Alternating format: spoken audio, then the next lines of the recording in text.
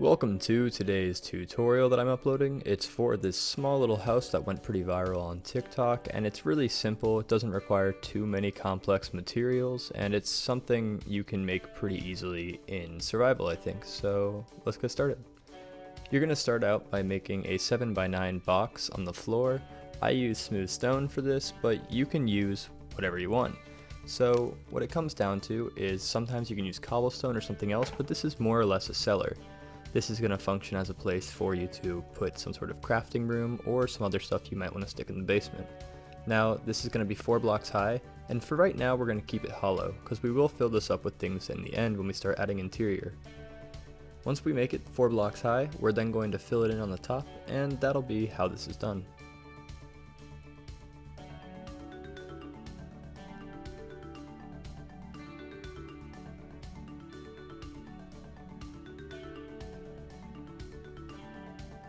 Now we're going to start taking oak logs, and we're just going to make the frame of our actual house. Since this is a pretty simple house, we're just going to make the oak logs 5 blocks high on the corners, and then we're going to add an oak log layer across the top. What this means is we're going to connect it like this so that it forms a box. Then we'll start filling in the walls, and that will be kind of how we take shape. To make our first walls, what we're going to do is actually take white wool, and we're going to start filling in different areas. This pattern will be done on each side that's 5 blocks long, and this will be where the windows go. So we're going to have two 2x1 windows, each separated by 1 block.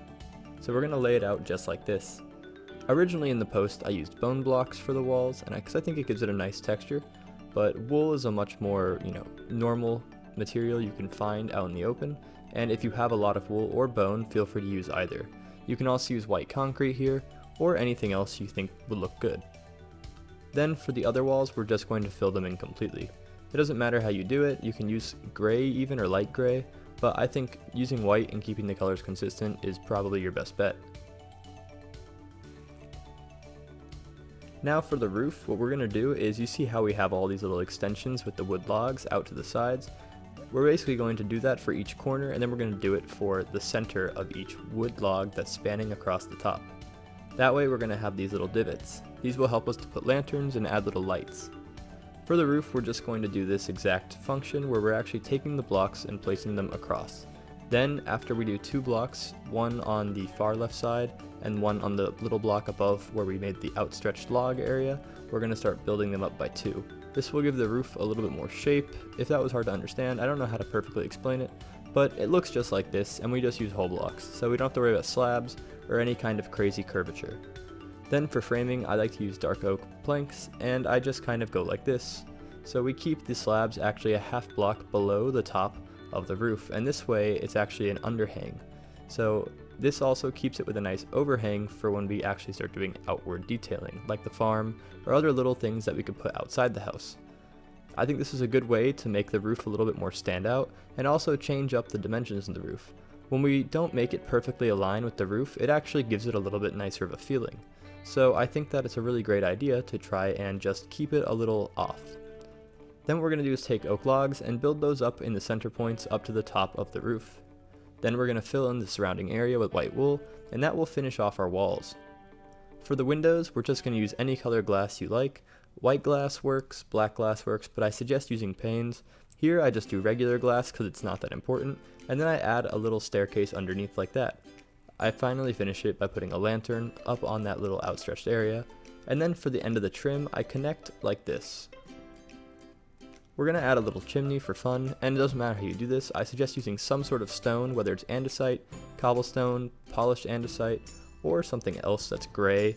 You really want it to kind of stand out from the roof, and then adding some sort of thing on top, whether it be an anvil or a wall, and then you can do cobwebs if you're playing in creative mode. Then for the pathway, we're going to make a 3x3 little tiny area right there out of andesite, and that's going to function as our staircase. It's actually going to be 1 block in from the outside, and that way our door will end up like this. We're going to use cobblestone and make our actual stairs, and it's nice to have a different kind of block for the staircase because it changes it up but keeps the colors the same, and that way it's not merging completely with the actual base of the house. We then can add the polished andesite and walls, and then add wood logs just like this, and that'll help us make our overhang and kind of a nice area right outside the door. We're then going to start roofing this area. When we start roofing this area, we're going to go about doing it the exact same way we did the other roof. We're going to do a 1, 1, 2, 2 roof, just like this, and it's all going to be based on where those little divots are that are on the corners of our build. We're then going to frame it the exact same way, and we're going to fill in the existing space with either bricks or white wool, whatever you want, whatever is necessary. That part's not really going to be that visible, and it doesn't matter what you put in there. You could even put sandstone to fill in the gap right here that I'm doing at the end, but I choose to just stay consistent and use bricks because I have a lot because I'm in creative mode, but sandstone's a great alternative. Then we're going to finish off the railing with some walls, and we're going to add a door, and we're going to make that door 3 blocks high. So I use an oak door because I think it complements the colors the best, and then I like to use an oak slab right above it to just kind of give it more of a nice feeling. This is something I do on pretty much every one of my builds where I have a door, and it's something I think doesn't hurt the build in any way. It just, adds more light and opens it up a little bit more, brings in more space. For the outside farm area, this is pretty much up to however you want to do it, but this is how I did it. I just made a little kind of circle-ish ellipse on the outside like this right off the corner, and then I filled the entire thing in with dirt. So I made it these dimensions, which is 1 by 2 by 4, and then it goes to a little 1, 4, and 2. If that doesn't make sense, you can just kind of look at it and get a feeling for it, but there's no right or wrong here. Just make it so that it's actually farmable. That's the most important thing. We want to keep all the blocks at least 4 at max length so that whatever water source we decide to put down can actually interact with the farmland, and then it's usable. We're then going to fill in the entire base with dirt, and we're going to start adding our second layer of farmland. The amount of farmlands you can add in this terrace system is actually infinite, depending on how high your house is, and you can actually add them to the back as well if you want, and anywhere else. So this is a great way to just kind of connect farm to your house. What I then do is take the oak logs and I actually build them up like this, and that is kind of a fence for the farm. It's a way to make the dirt not stand out and feel like just random dirt, and it also is a great way to kind of hold your crops in and keep mobs and other people out. I tend to make the oak logs about 1 block higher than whatever they're surrounding, and then I take these oak slabs and I just kind of go with this pattern where I do 2 slabs on the top and I fill in the rest of it, keeping a half slab gap in between each of the top and the bottom areas like this. I do this on all sides, and then I get started with the water placement and actual placement of the crops.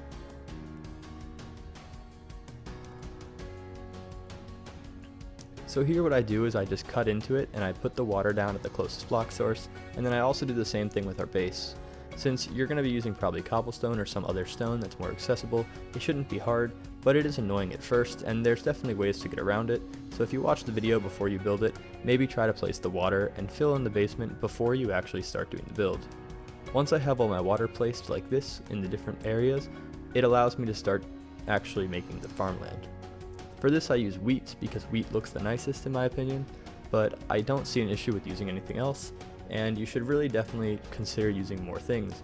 You could actually make part sugarcane right here if you chose to on the blocks next to the water sources, do a sugarcane farm, and then you could do wheat and potatoes and other crops kind of however you see fit. I use bone meal to speed up the process, but obviously it's not necessary. We're also going to add more lighting in just a moment, and that'll be a great way to actually make the farm a little bit more usable. One other feature that I don't have added is an actual entrance to the farm. You can do this either inside the house by cutting into the wall, or you can build a staircase somewhere outside the house.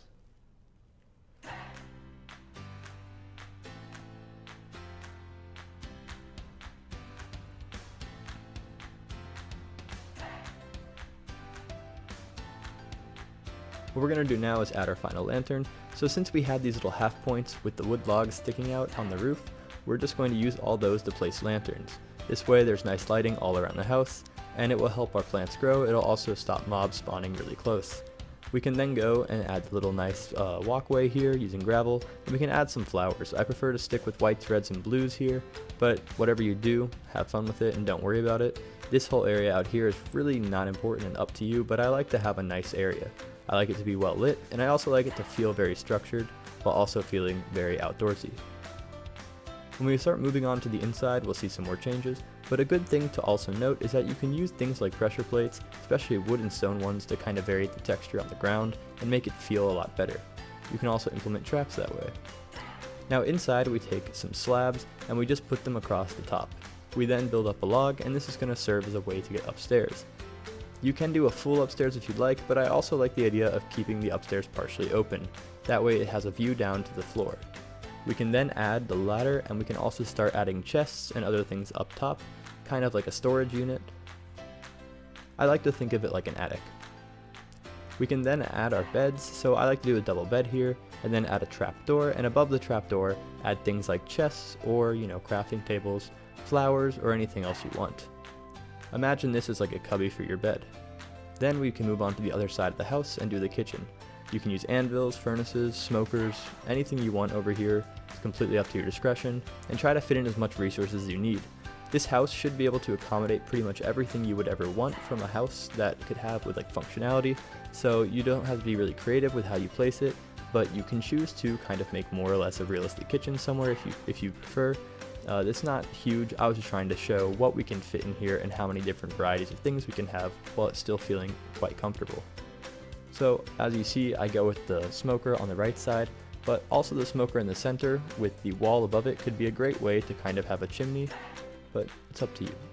Then right across the bed, we're going to have our alchemy station, and then we're going to start adding some flower pots. I like to use cactus inside of a flower pot with a leaf above it if you're in creative mode, because that is a great thing to do to make a little bush, but you can also just do a normal thing.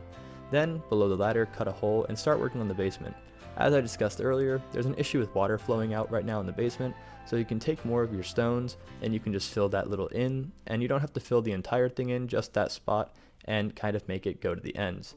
Then replace the grass floor with cobblestone, and now our cellar is basically complete. If we want to add the enchantment room to the cellar, all we have to do is build our bookshelves like this. Then we're going to put the enchantment table right at the base of the ladder, and when you come down, it's pretty much the only thing down here, but there's also room behind this right side to add more things like secret chests, or, little divots where you can actually build into the wall or the basement. And that's how you build this little house. It's pretty simple, there's a lot to explain, but I'm going to be making more videos, and I hope you guys enjoyed it. Check out my TikTok, subscribe to my YouTube if you like this tutorial, and see you next time.